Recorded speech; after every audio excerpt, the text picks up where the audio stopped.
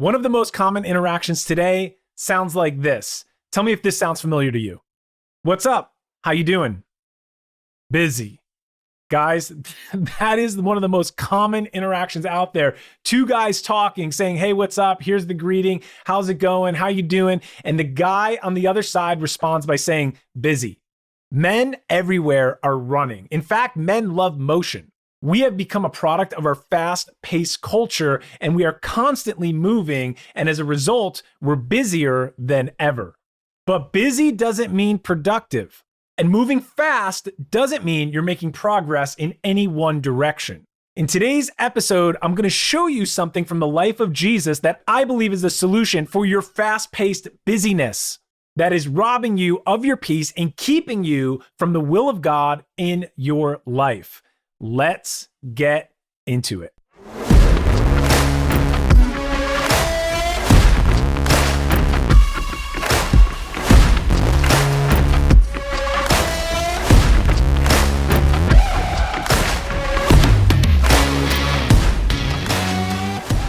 Are you always running? You know what I mean? You're fast-paced, you're wired and tired, you got endless to-do lists, and they put you into a perpetual state of constant busyness. As men, we love motion. We're always running, we're always hunting, and this motion in our lives can put us on autopilot, where we get so accustomed to being busy that we never slow down to be in the moment and to be present. And when you're in this constant state of busyness, and I'm going to say stress, and when you're in it long enough, it can become your new default. It becomes autopilot for you, where that's all you know. It actually can put your body into a state of homeostasis around this new level of stress that you've adopted.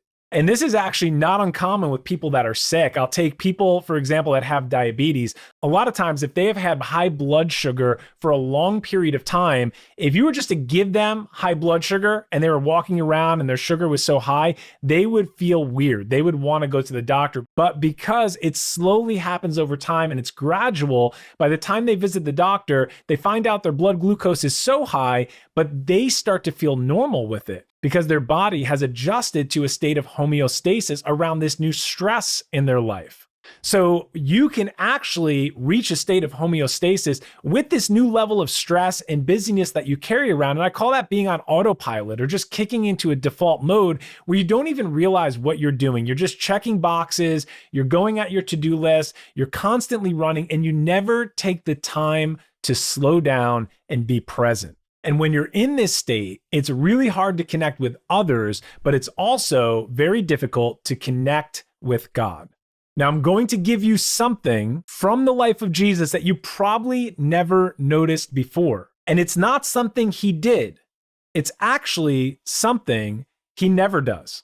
Throughout the biblical accounts, we get a really good handle on what Jesus was like. We see how he governed himself in many different situations and circumstances. And here are just a few observations that we can make from his life as documented in the scripture. We see his personal prayer life before sunrise and also late into the night. We see him sleeping in the middle of a storm. We see him walking from town to town as he ministers to the people that he's called to bring the good news to. We also see him walking on water. Do you know what we never see? Do you know what we don't have any record of when it comes to the life of Jesus? It is never recorded or known that Jesus ever ran. We never see Jesus running anywhere. Now, the point is, he was never in a state of emergency. He was never in a hurried state. He was never marked by stress or anxiety. There was nothing in his life that is the opposite of perfect peace. Now let's get it straight, because it's not that Jesus lived in a bubble that was totally stress-free. He was not isolated from the storms or adverse conditions in his life. In fact, he was in many storms, but the storm was never in him. He was surrounded by many pressing demands day and night. And if you break down one day in the life of Jesus, you will see more labor and more productivity than most normal people. Than most normal people can accomplish in a week or a month. But he never stresses, he never gets anxious, and he never loses his calm. He is the master of every situation. Even when he's facing the most pressing circumstances in life, like when he's preparing himself to go to the cross. Even in that moment, he can be found talking to his disciples and telling them not to let their heart be troubled. This peace that Jesus carries and gives surpasses all natural conditions. It surpasses logic and human reasoning, and it's a governing factor in the life of Jesus. The storm was never in him. So what does this mean for you? God's will for you is peace in place of stress. When facing life's circumstances, be triple C. What do I mean when I say triple C? I hope you know, but it's cool, calm, and collected. You might be thinking, Josh, that doesn't sound like something I'm going to see in scripture, but actually it is. And let me show you something. Years later, after Jesus is exhibiting all these attributes and never letting the storm get to him and walking in total, complete victory and being governed by peace, the Apostle Paul will write a letter to his mentee, to his younger mentee named Timothy, who's also leading a body of believers. And this is what Paul says to Timothy, and I'm reading from the Amplified Bible right now. But as for you, be clear-headed in every situation. Guys, check this out. Stay calm and cool and steady. That's that triple C right there. Stay calm, cool, and collected. Endure every hardship without flinching.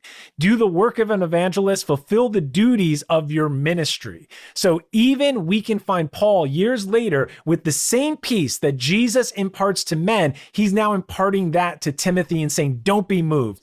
Don't flinch. Hold your ground. Be cool. Be steady, be calm, be collected. Don't be moved off the mark. You're going to face challenges, but you can stay calm under pressure because you're walking with a peace that this world does not know.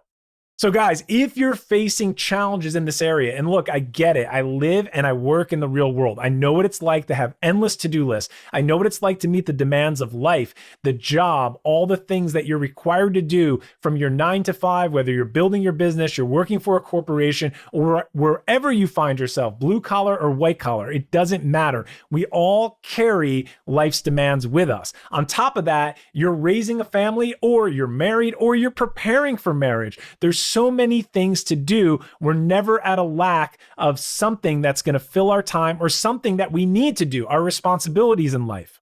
So if you're facing challenges, if you're in the stress, if you're in the busyness, if that's you, where you're like, yeah, at the beginning of the show, when I asked the question, hey, what's up? How you doing? If you're responding or you're thinking like, I'm really busy, I'm really overwhelmed, I don't have a lot of time, and I don't think I'm living up to everything God's calling me to do because I'm so busy, I don't even have time to connect with God, read my Bible, and when I do, it's not consistent. I do it for a little bit and then I fall out of it and I keep trying hard. I know I'm accepted, or maybe you have some guilt and shame that's associated with that. If that's you, regardless of the category, I can help you. I've made it my mission to help men that are living in isolation, that are living in stress, that are living with this consistent state of busyness and endless to-do lists, get clarity, step into their identity with purpose so they can be the man God calls them to be. So guys, the biggest lie is you don't have to go through life alone. You don't have to live like a lone wolf. I get it. You're strong. You're dependent. You've done it this way so far in life. But if you feel isolated, there's a call for you to change your environment. And that's what I want to offer you. So the first step and the way that I can help you, if you haven't already checked it out, check out the free email challenge called the Unfair Advantage. I'm going to give you some really practical ways where you can connect with the Lord on a daily basis. What does it look like to partner with him? What does it look like to pray? If you get stuck, if you feel like, Josh, I've tried praying before, I just don't know what to do, or I run out of things to say, or I'm not sure, or I get tired, or I can't find the time, I can help you and make it very practical for you. I've already had, I think we're up to over 20,000 emails have been sent out of the Unfair Advantage email challenge, and it's been amazing. The feedback is incredible. Whether you want to take the next step with me or not, take the challenge. It's free. It will equip you and it will help you. I have many men that report back to me that this has been a big breakthrough in their life. That's totally free, and that's for you. I do have a next step. Guys, I've been leading an elite group of kingdom-driven men and a mastermind called the Standard 59 Mastermind. If you want to know more about that, the only way to find out about that at this point in time is to go through the email challenge. You can also hit me up directly, Josh@Standard59, leave a comment on this video, or send me a note over any of my social media channels at Kingdom Athlete. And I will get back to you and we'll see if you're a good fit. And if you want to join us, I'll give you the direction on how you can do that.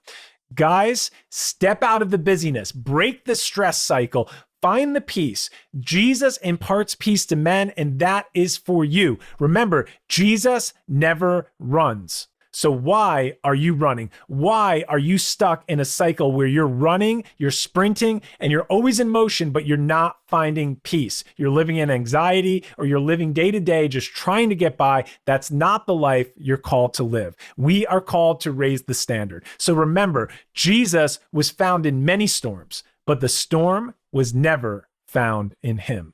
Guys, let's raise the standard. Hey guys, my name is Josh Cachadorian. I'm the author of the book, The Standard, Discovering Jesus as the Standard for Masculinity. And I just put together a brand new challenge for you, the ambitious Christian man. If you're in business, if you want to reach your full capacity, if you want to unlock your potential, I need to tell you there is an unfair advantage that is available to all Christian men, but not all access it. That's why I put together this free 11-day email challenge. Click the link below, sign up for the challenge, and you will get equipped with the knowledge, the resources, and everything you need to take your promised land and learn how to partner with your unfair advantage. Can't wait to see you in the challenge.